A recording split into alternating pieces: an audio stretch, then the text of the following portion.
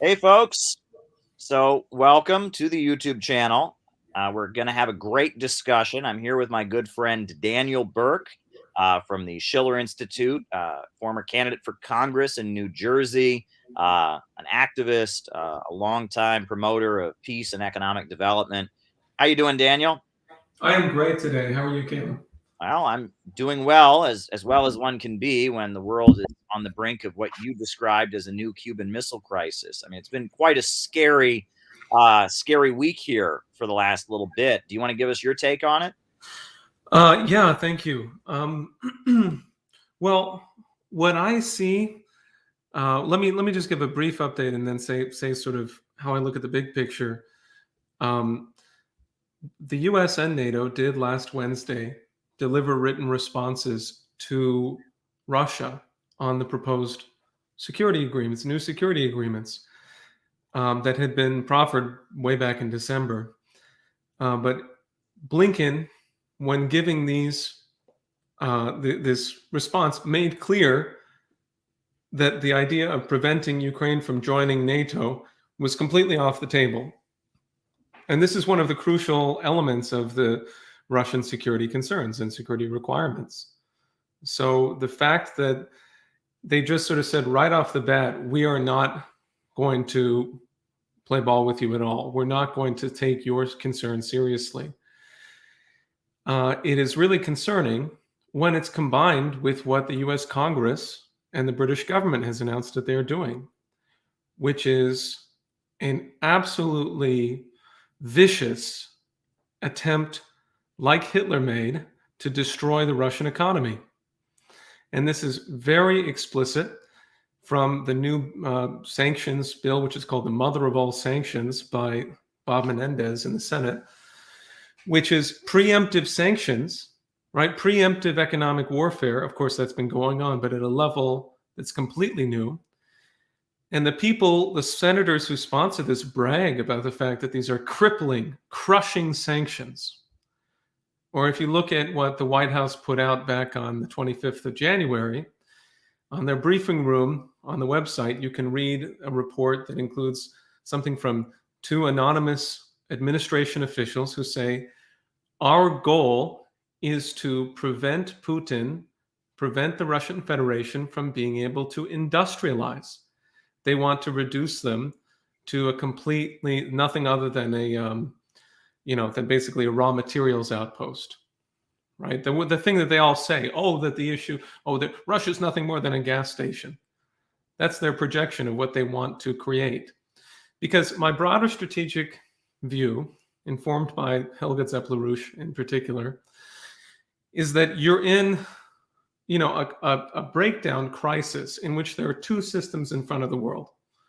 One of them is the science of physical economics, the science of the human mind, which is being practiced especially by China and in a particular way by Russia. And it's typified by the fact that they announced a plan by 2035 to have a joint lunar base, a scientific base on the moon where they would work together. And on the other side, you have this Malthusian policy of the City of London. You have a policy of Wall Street. You have deindustrialization, immiseration of the people, and the rollback of national sovereignty, really depopulation on a broad scale across the world. And so I think that you and I think our conversations are very important, and the people who are thinking and working with us, we should carry ourselves with dignity because we have a job, which is to get the United States back to that practice of physical economics that we once knew how to do. Well, that's a lot to talk about. But I guess, we can come at this from a number of angles. I was reporting from the UN Security Council today. Mhm. Yeah, I Um, saw. and I'm going to be at the press conference of the Russian mission to the UN tomorrow. And the point the Russians continue to make is we're not going to invade Ukraine. This idea that we're going to invade Ukraine, this is fiction. This is not happening.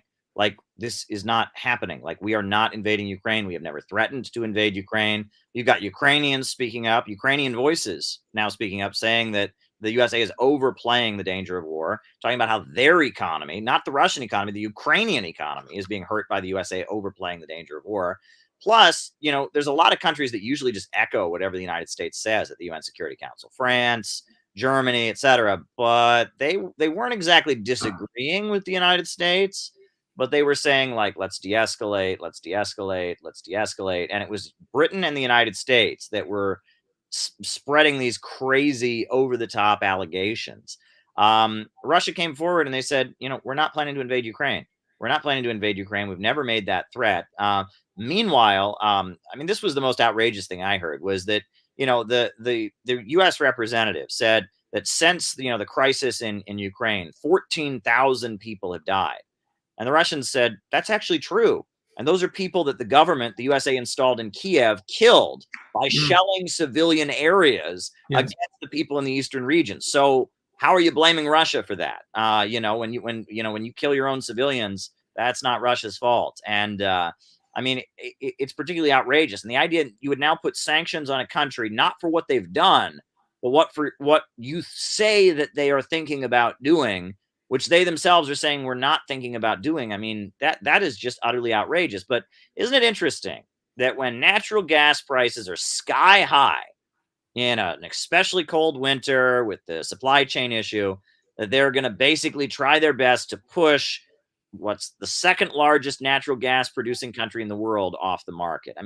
Give me a break. They're talking about cutting off SWIFT access to the SWIFT banking system. You can't sell natural gas on the international markets if you don't have access to the banking system. You can, but it's extremely difficult. And it looks to me like they just don't want a competitor on the natural gas markets. Am I onto something? I think that you are appropriately tracing the problem here to an economic one. I do really think that that's what's going on. I would look at it, I want to introduce into the analysis the genuine situation for the transatlantic financial system. Because, look, the head of the CDU, the Christian Democrats in Germany, actually came out and said that it's not really plausible to kick Russia out of SWIFT because that system, we're not really sure that we could avoid a financial crash if that were to happen. Or take a look at what's going on generally. There's this move by the Federal Reserve to increase the rates, the interest rates. And the consequence of that is going to be disastrous already in terms of what's going on in developing countries. And the IMF actually issued a report about 2 weeks ago describing this, the fact that there's going to be massive capital flight, that there's basically no way to in their schema, to defend these economies. And the consequence of that is that you have people dying en masse across the world. That system is fried. That's what I'm trying to say. George Soros came out today, you probably saw on Twitter just like a couple of hours ago, and he was attacking Xi Jinping for for throwing away the reforms of Deng Xiaoping. And what was he talking about? He's talking about the wish that these oligarchs have had, that these financial oligarchs have had, to basically loot and rape and kill Russia and China. They want to loot it. They want to take over. They want to do what they did to Russia after the fall of the Soviet Union. They want to privatize everything, shut everything down, and basically end this physical progress that's being made by these nations, which that I think is the fundamental driving factor here. Now, we got a question here from John McCarthy. He says, aren't sanctions that target specific individuals bill of attainder and banned by the U.S. Constitution? Have they ever been challenged in court? That's a good question. You can't make a law that targets a specific person. That is illegal. Laws have to apply to everybody. You can't make a law for one person. So would it be illegal to sanction Putin? Because I know that's been one of the calls to sanction the Russian president. What do you think? I don't know constitutional law well enough to know about sanctions. Hi, John. I don't know the answer to that either. But the level of hypocrisy is getting so bad. The pushback, the blowback that is happening around this lunacy about pushing the imminent invasion of Ukraine line, I think it has a potential to become the appropriate blowback against the effort to continue this kind of unipolar sanctions regime, where you can just sanction, where the U.S. government reserves the right, and the British as well, to sanction whoever they want for, kill as many children as they possibly can. They reserve that right, and that's got to be ended. Yeah, well, there are sanctions lists. I mean, they sanction individuals all the Sure. time. So I think there must be some kind of ruling that says that's okay, because there's many individuals who have been targeted. But yeah, I mean, it is particularly outrageous. And the idea of stopping Russia from industrializing, I mean, that is particularly nuts, but it's very transparent. I mean, this is what they're about. They want to stop the whole world from industrializing. Yes. They want to deindustrialize the United States and Britain and France and Germany. I mean, that's this whole great reset. This is the real scandal. Forget about COVID being a conspiracy or the Illuminati or something. They want to roll back development and centralize wealth in the hands of a few international oligarchs and roll back whatever physical economy exists in the United States, in Britain, in France, in the West, and keep the developing world from ever achieving it. I mean, that's what's going on here. They don't like, I mean, Joe Biden, I read his article that he wrote for Foreign Affairs, America Must Lead Again, where he doesn't like, he called out China for the fact that they build power plants in Africa. And he says, oh, they're building coal power plants in Africa. We can't allow that. And he called out the Belt and Road because it's doing that, right? And that a lot of what these forces want, they don't want industrialization. It's not that they want to do it better. It's not that they want to do it more clean. They just don't believe in industrialization. I mean, that seems to be what the international ruling class that comes out of the city of London, that comes out of Wall Street, I mean, that seems to be a big push that they have right now. They don't want industrialization. I really agree with you completely. And I want to, sort of share a certain hard edge on it, which I think you'll agree with, namely that this is a matter of an anti-human outlook, and therefore a commitment to killing large numbers of people by claiming that they're useless eaters. It is what the Nazis did, but it's on a much broader scale, because it's actually the original the original mass genocidalists, namely the British Empire, French Empire, and others, but in a very special way, the British. I was just reading today an article about Friedrich List, whose ideas of the American system of political economy were published early in the 20th century in China, 1920, and had a lot to do with the development that I think we see today in physical economics. But back in 1846, he proposed a Eurasian railway. Back in 1846. And in The Economist at the time, the same magazine that is around today, excoriated him for it. And they attacked all of the German figures who actually agreed with his policy and began the industrial development of Germany, including the famous rail system that became, that basis for the industrial power of Germany later in the 1800s. So this is a continued, question. Right. Well, Catherine the Great ended up building, right, the Trans-Siberian Railway, right? I mean, that was one of the achievements, and that's when Russia was on our side in the American Civil War against the Confederates, who were aligned with the British and were supported by the British. I mean, there was kind of a progressive thinking in Russia at that time. They were advancing a lot of progressive reforms and liberating people from the constraints of feudalism and such. That's interesting. But there was something you raised before about how the push against industrialization and anti-humanism in particular. Yeah. Right. This idea that human beings are the problem, that human beings are bad, inherently evil, that reducing the role of human beings is a good thing. This is something that, like, that both the left face of imperialism and the right face of imperialism agree. I remember when I was protesting against Bush, and there were like these evangelical Christians who were supporting Bush that were counter protesting us. One of them told me that his conversion experience to being a neocon evangelical was, he says, that Christianity is the only religion that recognizes that human beings are just inherently evil, that they're inherently evil, he told me. And that's why he was an evangelical Christian. That's why he joined the military. He was supporting Bush. I remember thinking that. And it's funny because I hear the same kind of thing from these synthetic left types, Yes. right? That human beings are a cancer and we need to roll back. There's a movie, Planet of the Humans, that Michael Moore made, It's all about how humans are just the problem, right? Yeah. Anti-humanism seems to be the thing that the common thread Yeah. between the fake left, the fake right, all of these trends. It's what brings them together. This idea that human beings are the problem. Is that, am I wrong? Am I onto something there, Daniel? I agree with you. And you know that, I mean, Mr. LaRouche, Lyndon LaRouche, of course, he worked on that idea from the when he was intervening into the Students for a Democratic Society, you know, when he was at Columbia, and he was in the late 1960s trying to lift people out of the kind of swamp that they were being drawn into by intentional operations like the Weathermen, for example, and other very anti-human tendencies.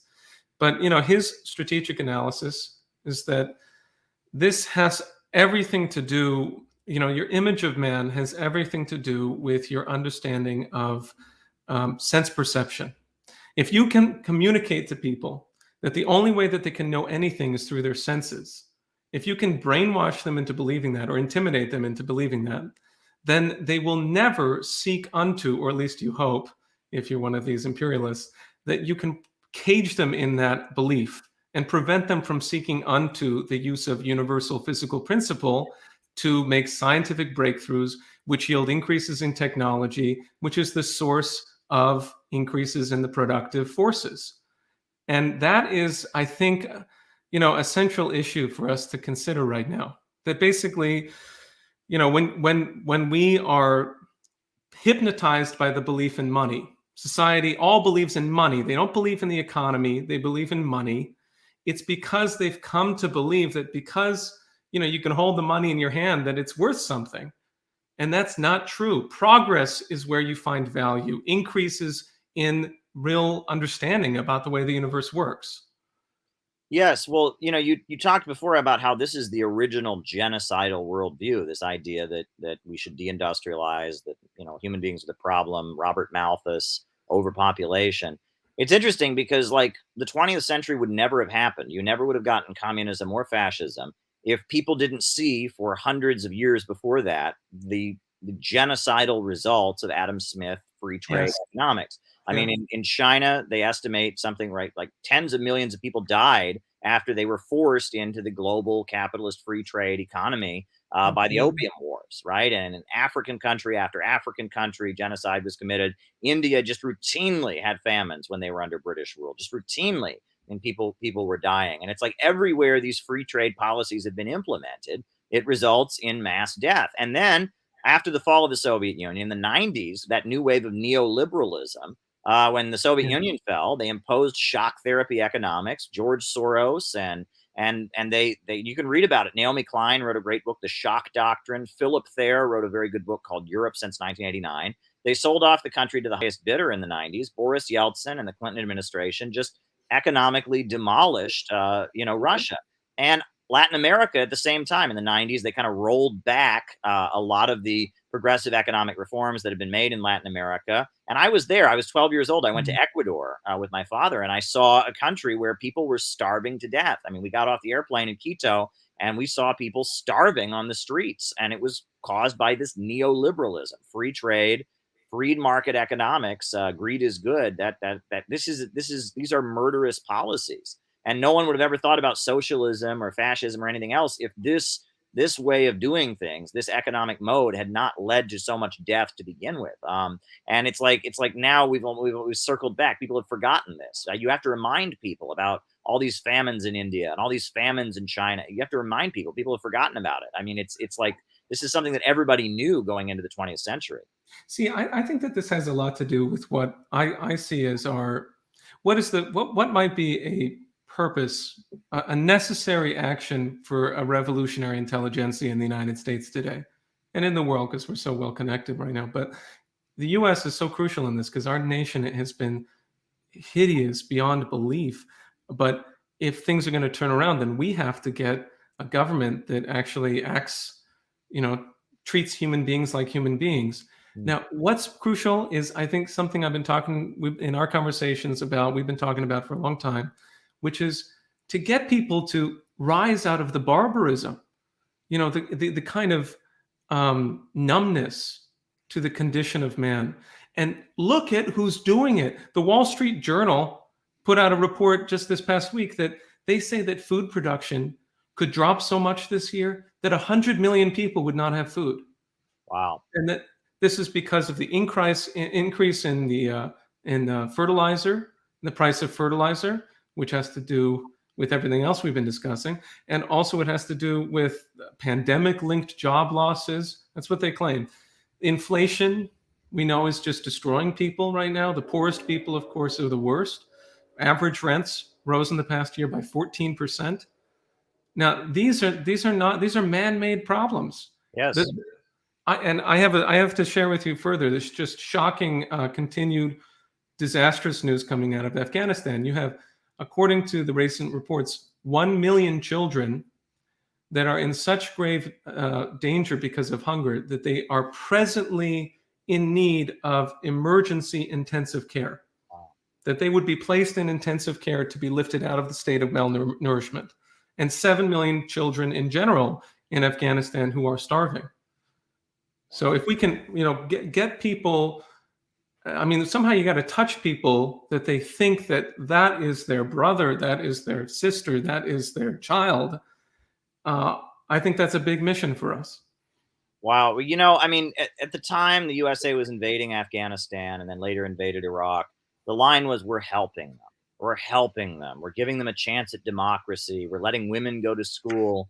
And 20 years that helping has gone on, and conditions for women have gotten worse. Instability in the country continued. The drug trade got going. ISIS and Al Qaeda set up shop. 20 years, things got less and less stable. People were more and more afraid. People were hungry. People were dying. Drone strikes. And now, after 20 years, then the USA packs up and leaves. But they also take all of the government's money with them. They freeze the government's money. So they put the people they were fighting the whole time, the Taliban, they just kind of hand the country over to them. But then they freeze all of their assets and basically create a man-made famine in the country. I mean, what has been done to the people of Afghanistan by the United States? This is not help. I mean, if this is help, I don't know what planet are we living on? And it's just outrageous to hear about this. I mean, this is what has happened to a country. 20 years of military occupation, followed now by an inflicted food crisis. I mean, this is a crime against humanity. People are going to look back on what's being done to Afghanistan now, and they're going to look at us and be like, this is like the Nazis. This is like the Holocaust. I mean, it's like, how could people have just sat back and let this happen? Yes. I mean, it's unbelievable. Look at the details. There's a country full of people who don't have food, right? And all our U.S. leaders have to do is unfreeze the funds, and they have food, but they won't do it because we don't like the Taliban or something. And if we don't like the Taliban, why did we give them all our military equipment? I mean, it's like this is just insanity. It looks to me like the United States was tired of taking on the burden of occupying and destabilizing Afghanistan. So they pulled their forces out and they said, all right, we're gonna make sure Afghanistan is unstable. We've been doing that for 20 years, but we're gonna make it Russia and China's problem. We're gonna make it Russia and China's problem to deal with instability in Afghanistan. Now they can handle it. Now they can spend their money and deal with their military, forces trying to bring the country back into security. I mean, it's absolutely reprehensible what's been done to that country. And the most hopeful time, let me add, if you read any book on Afghanistan, even the most mainstream sources, even the most pro-US sources will say that the best period in Afghanistan was the early 80s, when the People's Democratic Party was in power, when they were rebuilding infrastructure, when the Soviet Union was there bringing in electrification projects, and that was the most hopeful time. And when they were teaching women how to read, and we were told about a Soviet invasion of Afghanistan. I mean, the Soviet Union was kind of forced to intervene, but they didn't just send military forces, they sent development. And things in Afghanistan have been steadily downhill ever since then. Well, what I think is really fascinating is that there's a different option, right? Because I mean, the attempted color revolution in Kazakhstan, there's no way of separating the fact that it failed from the fact that this is such a core nation for Russian and Chinese strategic relationship along the development corridors of the Belt and Road. In other words, they set out 20 years ago to gain the strategic advantage over the financial, empire. And the strategic advantage is physical economics. They built the rail, they built the capability, and now they have incredibly productive things going on. China had an enormous growth this year in their economy, not just in GDP, but in terms of their actual productive capability. And that's sort of where I'm coming from when I say to people who I talk to that this is where an American, revolutionary effort has to focus its efforts, because we need to be able to acknowledge that it's by fighting for those particular capabilities, the power systems, water systems, and train systems and so forth, that this advantage has been created. We should be calling for the same things here in the United States and across the world. Well, Daniel, let me just ask you something, and feel free not to answer. This is kind of I'm springing this on you. It's a bit of a surprise. So if you don't want to answer this, but the guy who founded your organization, Lyndon LaRouche, from what I understand, in the 70s, he quoted Rosa Luxemburg a lot. The Marxist economist and revolutionary activist in Germany who was ultimately killed in 1918. He quoted Rosa Luxemburg. He republished a lot of her writings. I have recently started revisiting Rosa Luxemburg because she wrote this very important pamphlet when World War I was breaking out. It was called the Junius Pamphlet, and she was calling out the German Social Democratic Party for supporting the war and betraying the anti-war promise. And in that pamphlet, she put forward, she said something that's very important, which is she points out that the idea that Western capitalist countries are just going to go from capitalism to socialism, it's a foregone conclusion, is not necessarily true. And she talks about the fall of the Roman Empire and how the Roman Empire, it fell, and the result was depopulation and disintegrating into barbarism. And she argued that there's a very good chance that capitalism in the West, if imperialism and imperialist economics continues around the world, could degenerate into barbarism. And I mean, would you say that Rosa Luxemburg was onto something? And I mean, does your organization still draw from Rosa Luxemburg? I'm curious. Well, I not recently, no. Although I'm very familiar with what you're referring to, but I think that it's accurate because what you've just presented, because it is the oligarchy. People don't really get that they're aiming for collapse. They just think that they can ride the wave. They think that if you have a declining population, then a tiny group of people who run those people and brainwash them and control them with cultural programming, and then prevent them from having growth. They induce the zero growth policy, net zero, yes, as it's known today. Net zero carbon dioxide means net zero population growth. It means net zero technological growth. They actually think that they can sort of ride that thing out and go into a new dark age. And it has happened before. Well, and it's funny because we talk about zero growth, and that generally, I mean, I think there's a group, there's an organization, I believe it's some kind of Malthusian organization, like it's like ZPG, zero population growth or something like that. But when you say zero growth, you're not just talking about like population growth, because part of it is preventing people from being adults, right? And I see this. I mean, it's a tragedy, but infantilization, right?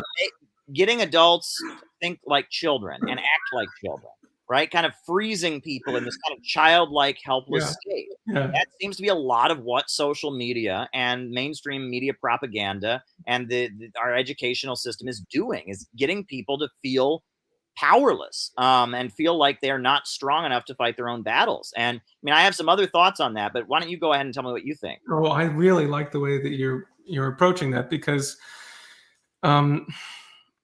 there is every policy of turning people into hopeless beasts of the senses. Adam Smith, you look at 1776, he writes The Wealth of Nations, and it's really premised on the presumption that people are beasts of senses. The only thing you can really understand are pleasure and pain. And the natural thing is to try to maximize your pleasure and minimize your pain. And that's really all that God wanted you to do. And so if you can keep people in that condition, then they're controllable. Now, obviously, the solution is that anyone who's watching this should burn all your video games and burn all of your other, nonsense like that, and read Shakespeare and read, the great English language poets like John Keats and Percy Bysshe Shelley. And you should lift up your own, identity through that process, where you come to find that it was always yours. They left it for you. They gave it to you. That's for you. They gave you these riches, and you're eating, you're eating out of a trough. It's terrible. Don't do that. So that, But Christian Parenti, yeah, who's the son of Michael Parenti, and he yeah, actually wrote a very good book that I'm sure is of interest to you all, called Radical Hamilton, about right. Alexander Hamilton. But he came out with a very interesting article lately about, we call them woke shops. Do you know about these woke shops? It's these workshops they do at a lot of nonprofits and at universities, and it's these like woke, privilege politics workshops. The Privilege Walk, which is one of these workshops, these activities they do in woke workshops or woke shops, was invented by reevaluation counseling, which is a communist breakaway from Scientology.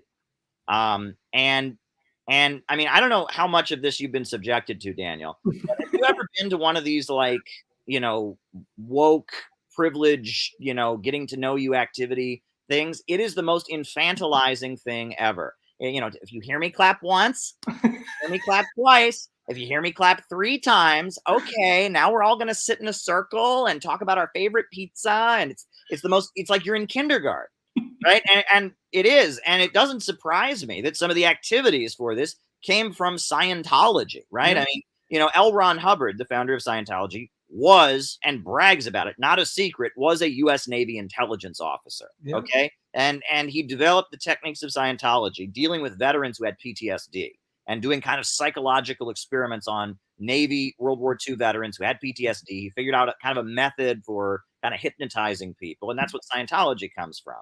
And now we find out that the very methods that are being used by the synthetic left in their workshops come from reevaluation counseling, which is Harvey Jackins, who was a founder of Scientology, who got kicked out for being a communist. He started his own like communist version of Scientology called reevaluation counseling. It's really, I mean, it's infantilizing. It's about mind control. It's about reducing people to kind of a state of like childlike helplessness and kind of making them dependent on other people to like lead them and nudge them in the right direction. It's very disturbing. It's very, very disturbing. I mean, the amount of like mind control that goes on that people are subjected to. I mean, when you sit there and you watch TikTok, I mean, people sit there and watch TikTok for hours and hours and hours, and it's just something comes up and then something comes up and then something comes up. I mean, they are programming you. Don't think that they're not programming you. I mean, it's not just random. It's not just, these algorithms are very intentional, right? And they are trying to craft the way your mind works. So okay, here's what we do then. Then make a discovery, right? That's the only way to break your mind out of that kind of mode. And if you've been in that kind of situation and you're trying to get out of it, then make a discovery. And that could be a cultural discovery. It could be that you discover the meaning of a great poem. You understand that truth is beauty and beauty truth, as John Keats told us. Or it could be that you understand a beautiful piece of classical music, as a passion of mine, and I know of yours as well. Or it could be that you make a scientific discovery, which means you go back. Now, you don't have to worry about making a new one. I mean, eventually you'll do it, but you go back to the old minds, the great discoveries of the past, like Eratosthenes. Do you know how to measure the earth, right? And if you don't know, the person we're talking to here, then you can surely figure it out. You can understand it. You can read about him. You can go through that process in your own mind, and then you know it, and you don't have to rely on opinion anymore, which is what's going on. That the infantilization is to cause people to live entirely in a sea of opinions and have no way of distinguishing between those that are right and those that are wrong. I was sitting in the eye doctor office this morning, and the guy next to me said, "Now, how about Putin? Putin crazy." And I thought, I really sympathize with you. You don't really know what's going on. No one's made it possible for you to know.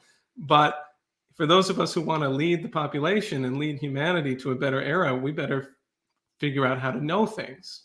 Sure. Well, if anyone has a question for myself or for Daniel, please be sure to shoot us a super chat. We're open to conversations. John McCarthy already asked us his question. If you have a question or something you want us to talk about, Chris Crypto says they love Daniel and respect him so much. So you've got fans already, Daniel. You've been on here a few times. you're a regular guest. You know, I'm doing a regular podcast now with Harpal Brar, the founder of the Communist Party of Great Britain, Marxist Leninist. I have you on. We're doing this more regularly. I want our viewers to get familiar with different voices that come on these streams. You know, I think that you and your organization have a lot of very important things to say, despite whatever disagreement might exist. And I'm happy to have you on here. But so let me ask you also, you know, when we talk about China, right? And we talk about, you know, this idea that I mean, it seems like, you know, Tucker Carlson. Now he's a little bit better on Russia, and Yeah, he pointed right. out the danger of war. He's had Tulsi Gabbard on, but Yeah. he is just hammering home this anti-China stuff. Oh, yeah. What would you say to a typical Tucker Carlson fan? Ooh. Oh, You know, what a great question. Um, you know, I guess I did talk to a lot of typical Tucker Carlson fans in the past, and I guess I would really I would take out a map or a globe and kind of show them things that are right there in front of them that they're not necessarily considering how things are actually working strategically because they're still sort of in the cable news mindset, whatever it is, and you want to kind of say to people like, where do you want the world to be in 50 years? If you can pose that question to a person and have them answer it honestly without, you know, reacting with a bunch of ideology, if you can pose it, you have to ask it in the right tone of voice, right? Then they'll begin to share the things that they want. And then you say, well, how would we get there? You know, how would we achieve that? Is that possible to achieve with the, you know, with a war between the US and China? Is it possible that that's going to be acceptable? So if it's not, then how is it that we're going to have peace? You know, the continued proposal that we're making, the idea that we're trying to advance is that peace is not a negative. It's not the absence of war. It is a shared future. It's the shared concept of where we're going to be. all And right. so, So yeah, we got two questions here. okay. First one, what do you see happening in the 2022 midterms? Well, Daniel, why don't you answer first, and I'll tell you what I think also. Okay, I'll be brief because I want to hear more what you say. I don't know. I think that whatever happens, it's basically a catastrophe. That's my answer. Sure. I mean, I think the Democrats are in for a big set of losses, unless things really change in the next 8 months. I mean, the Biden administration. I mean, you know, they have really. I mean, if you look at the polls, they're doing dismally. No one is happy with them. And I mean, you know, Joe Biden is wildly unpopular, and Kamala Harris is even more unpopular than he is. And the economy is miserable right now. People don't even know what's going on. I mean, the shoplifting. I mean, this is the craziest thing. But now all across the country, but especially here in New York, people just walk into stores and take stuff. And there's like been stores that have closed down, you know, across the city because of shoplifting, because Yeah. people walk into the stores and steal from them. I mean, you know, this is getting crazy. Like this country is like literally falling apart, which is the plan that certain forces have had all along. But to a lot of people, it just seems like the country is falling apart. And I think that the Ted Cruz Republicans are going to get a boost out of this, and they're not good. I mean, they're not good in a lot of ways, and they're more No. anti-China, and they're more free market, and they want to privatize Yeah. things. But there you go. But here's another question: how do we help people realize that they have agency and that Mm. they are not children? Oh, I think that's a great question. Um, you know, one of the things you can do is, first of all, you have to discover for yourself what is actually going to happen in the future. And what is the future? And this is a big thing that I learned from Lyndon LaRouche, that the future is real. It's a real thing. It's not some sort of the way the Wall Street approach works is that the future is something you gamble on.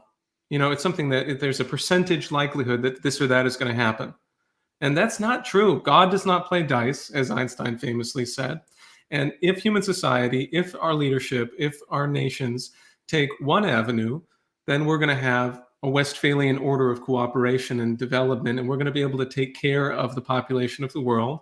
And if we take another avenue, we're going to have a dark age, or we're going to have nuclear war. There are leading people who are advising the US military on how to war game nuclear war, where what we're going to do is we're going to bomb them with nukes, and then we're going to reload and bomb them again with nukes for the next round.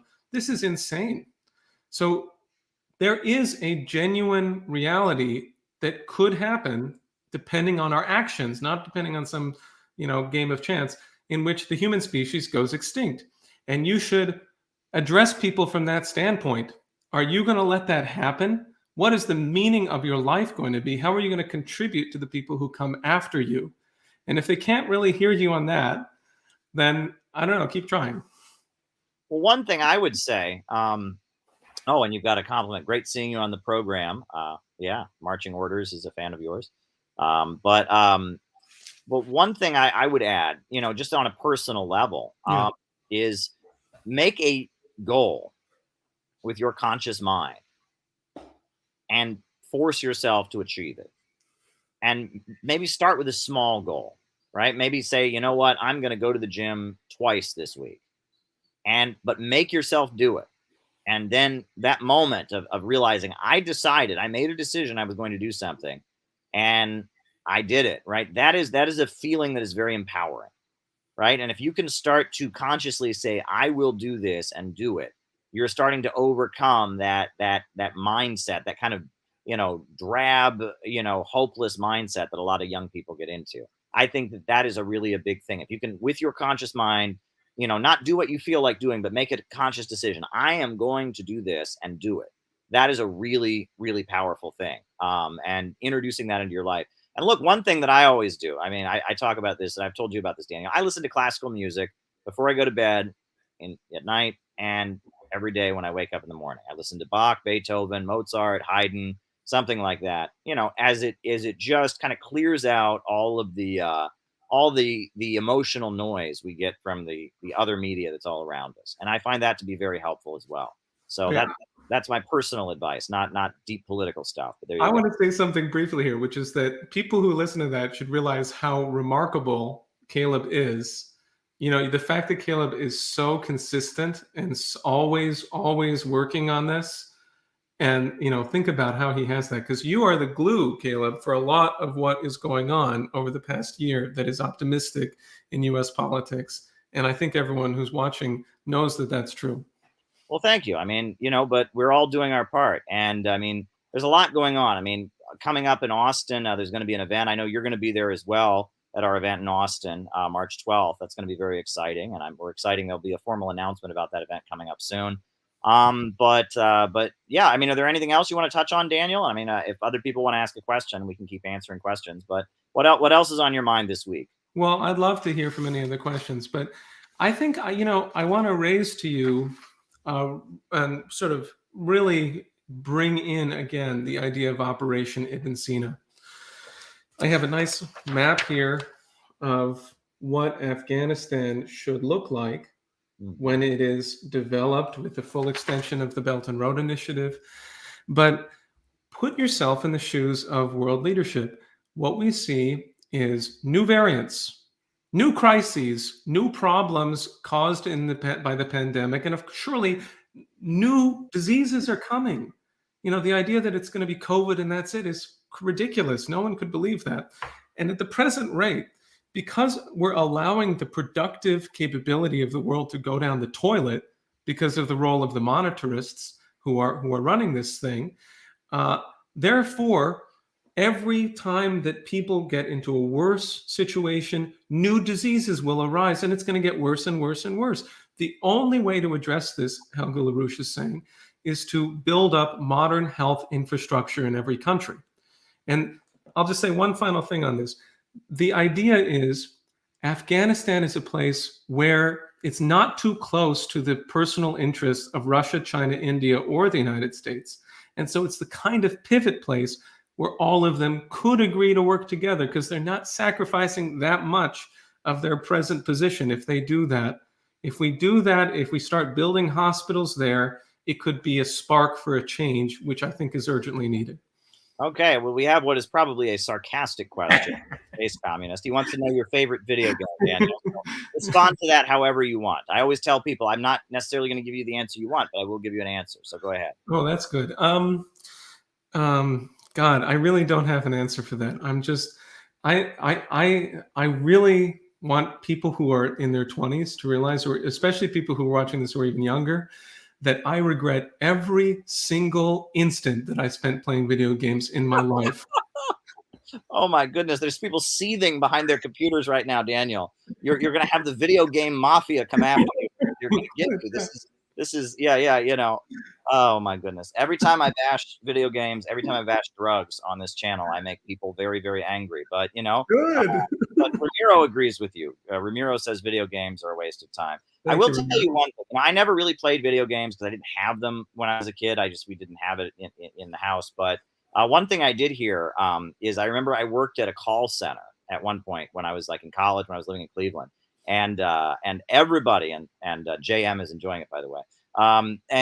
But one thing that a lot of the women there were constantly complaining about was their boyfriend playing games. That was like the common topic of conversation. Was the women were constantly complaining, I hate it when my boyfriend plays video games. I mean, why is he doing that? So women don't like it when guys play video games, but maybe they like to complain about it. That's a thing that goes on in relationships too. You know what I mean? They kind of, so I don't want to necessarily say that's the case, right? But they like to complain about it. I remember that from when I worked at the call center. I think video games make you into a neoliberal. And if you look into it, go on, please. Yeah. I want to hear this. Well, okay. So video games are explicitly anti-creative because someone already made a set of rules and you can only do certain things in them that the computer allows you to do. So I don't really understand how anyone I know that at a certain point, I just got zero satisfaction out of it because I realized that this was already situated and I played no part in the process except acting as this like drone, who's getting little dopamine hits there and here and there. And that's the process by which people come to believe that the world should be a matter of rules. And that's the rules-based order of the neoliberals, the idea that there are these sort of, that's how things are. That's how things are supposed to be. No, we need to elevate the idea of what we can create and what is the natural progress of the human mind to make new discoveries, to advance into new eras of humanity, like going out into space. And when I see from video gamers is a total lack of creativity, which I associate with neoliberalism. Well, right. Well, I will never forget my great debate with Destiny's Stephen Bunnell. That was quite a moment. I had never heard of this individual before. Yeah. But I told some people and they're like, oh my God, you're going to debate Destiny? Oh my God. And so I looked him up. This guy was a carpet cleaner in Nebraska, but he figured out a way to monetize himself playing the video game StarCraft 2. And so he became this hero on the internet, video gaming community because he quit his job as a carpet cleaner and became a professional StarCraft 2 video game player.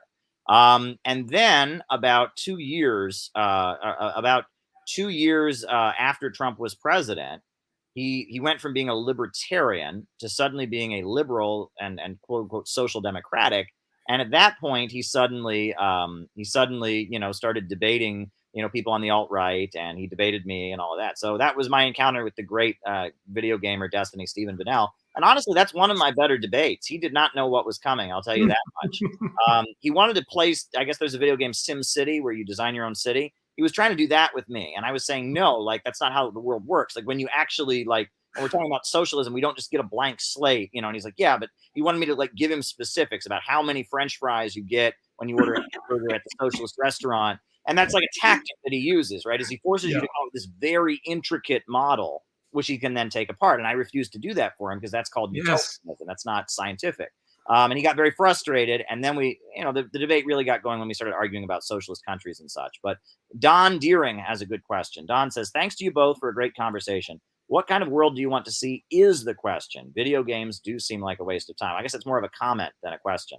But there you go. Do you want to react to that? Yeah, well, I'll take it up. I mean, I've been explicit with you, and I want to be very clear with your audience that my mission, what I see myself doing whenever I'm joining any kind of public conversation, is to try to get people to learn about and adopt the policies of Lyndon LaRouche. And one of the crucial ones, of course, is the well-known World Land Bridge. And the other one would be, the U.S. process in that, the U.S.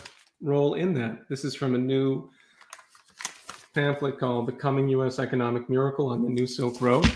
And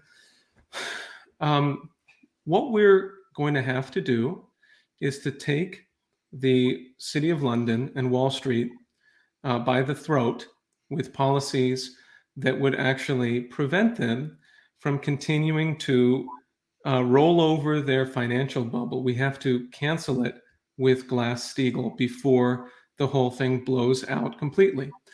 And or to put it through a controlled collapse, because we've got to be able to write off the bad debt. And then we should be, like China, issuing credit from national banking institutions to build the platforms of industry that we need. We need high-speed rail across the US. We need nuclear power plants. We have a great plan for how to do that. And we should be doing something like nationalizing the Federal Reserve in order to accomplish the creation of a credit vehicle for that purpose.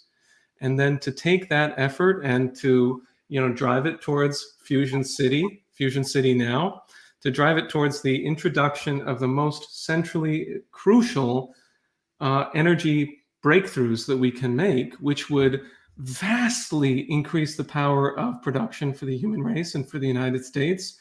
These are the kinds of policies that I think, or actually, these are the explicit policies that I think are necessary to create a world without the myth of limited resources ruling us and bringing people into immiseration.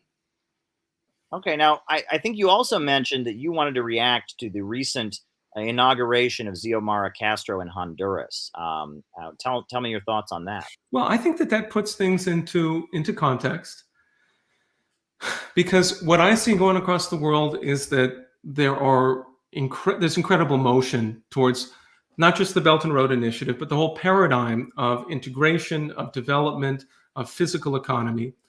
And we see certain high points of that prove that it's a much better approach, like the fact that the Russians and the Chinese have hypersonic weaponry, but Lloyd Austin had to go and lecture people about how they need to build the hypersonic weapons for the US. And so we're clearly not prepared for this.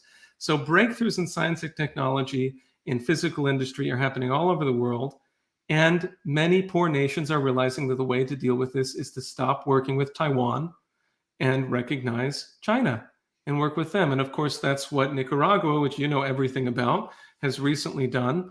But there were major efforts before the election in Honduras to force the Castro government, the incoming Castro government, to say, we're not going to do that. We're with Taiwan. And Kamala Harris showed up at the inauguration.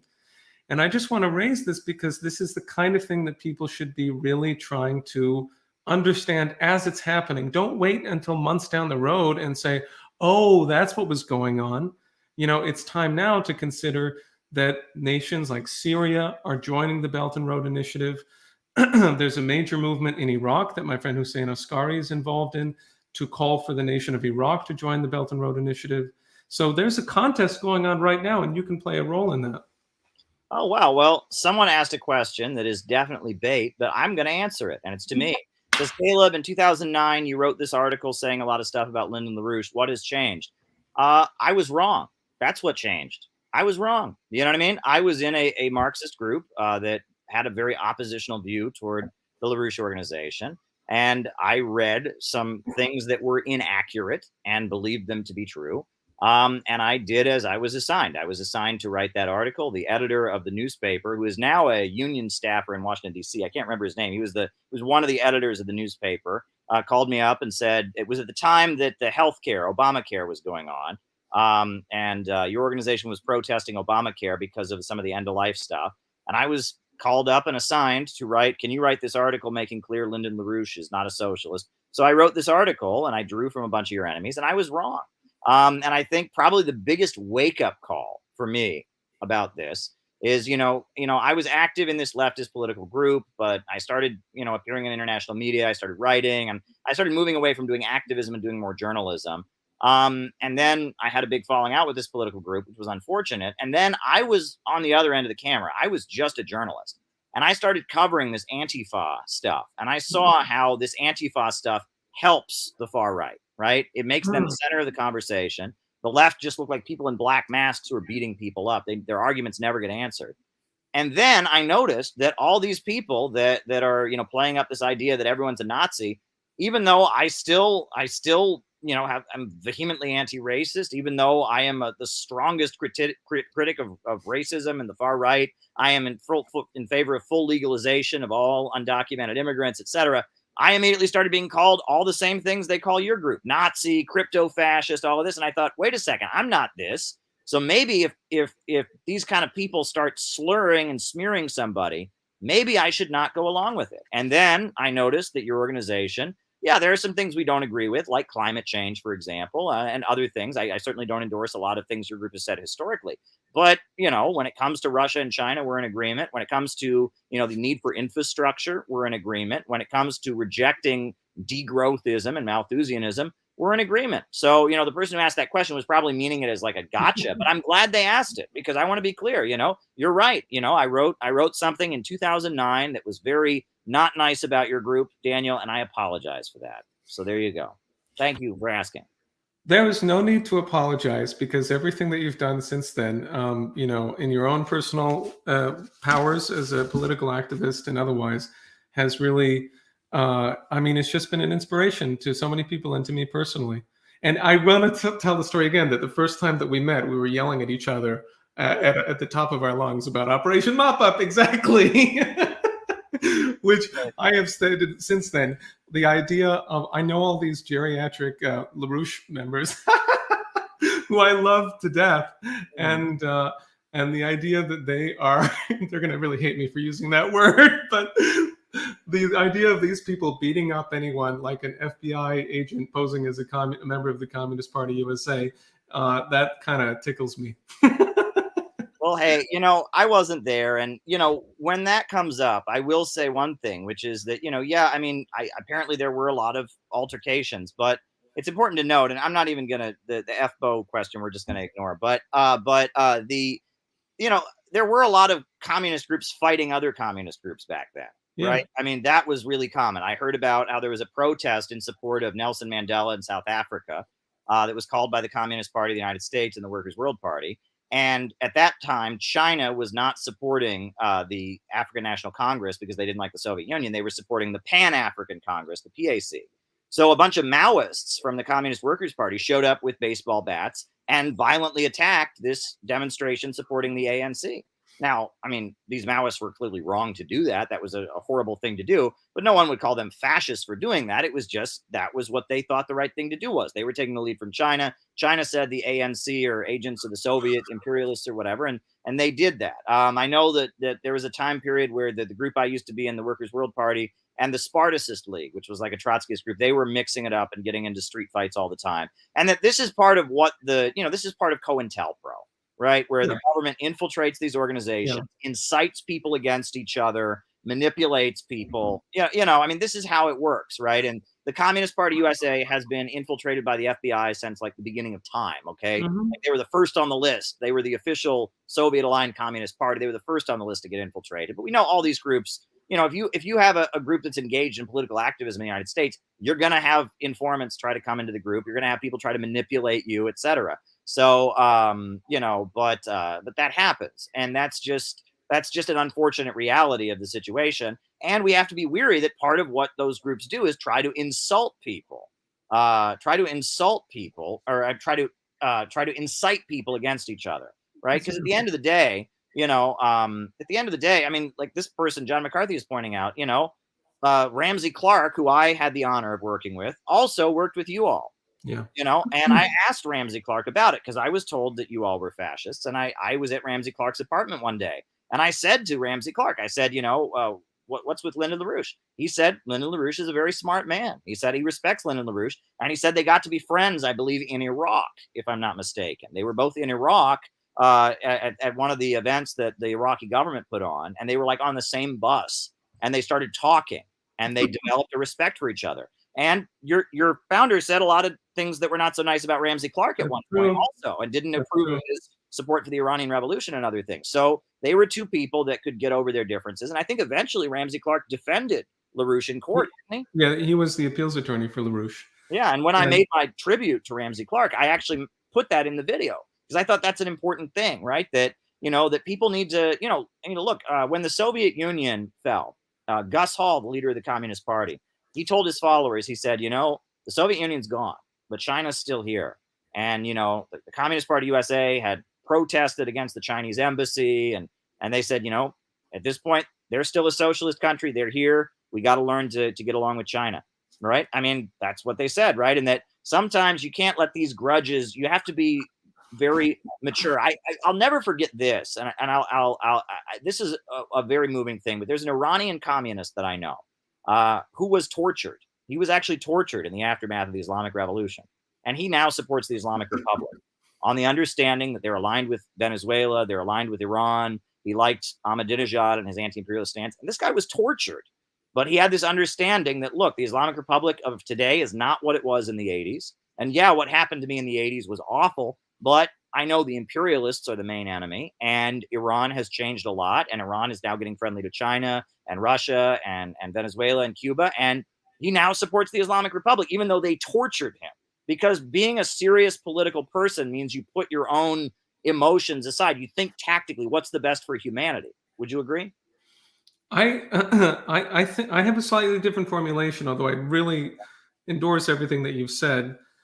I would say that, we're looking for that higher emotion where you find that your own action, your own deepest human part of you, to follow that, to pursue that, coincides with the future of the world. And so you act, so to speak, on behalf of mankind. I think that's something that people can do. Yeah, absolutely. And that sometimes being in politics means that you have to, and that's one other thing, that this cancel culture. A lot of the younger folks, they want to be like, oh, this person doesn't agree with me on something. Well, screw them, and in real politics, you have to enter alliances with people. Well, let's talk about that for a moment, because Yeah. I had a really nice conversation with Haas and Fred on Wednesday, my first time talking to him last Wednesday. And he really expressed the same desire, which is to say, to develop, to build an alliance. I've been talking about the anti-Malthusian alliance. That's sort of what I think is a unifying characteristic. But we can go further. I mean, what we're talking about is to rescue the United States and to rescue the world from the United States, right? That's our responsibility as Americans, to uphold the best tradition of the United States and to build on it. And I think that there's a great opportunity right now that people should be thinking about growing and reaching more and more people with an optimistic vision and saying, now's the time. We've got nowhere else to go. It's like what Putin said. Putin said, you're at our doorstep. We have nowhere else to go. Well, we don't have anywhere else to go. The U.S. is falling apart. We're in a complete breakdown crisis. So it's time for people to kind of pick themselves up and arm themselves with the ideas they need to change the course of history. Absolutely. Well, Daniel, I think that's a great place for us to end, but I'm sure you'll be back in a couple of weeks. So thank you very much. It's been fun. And I want to say good night to everyone for now. And we'll be back soon. Have a good February, right? Because this is the last week of January. So there you go. All right. Good night, everybody. Thank you again, Caleb. Yep.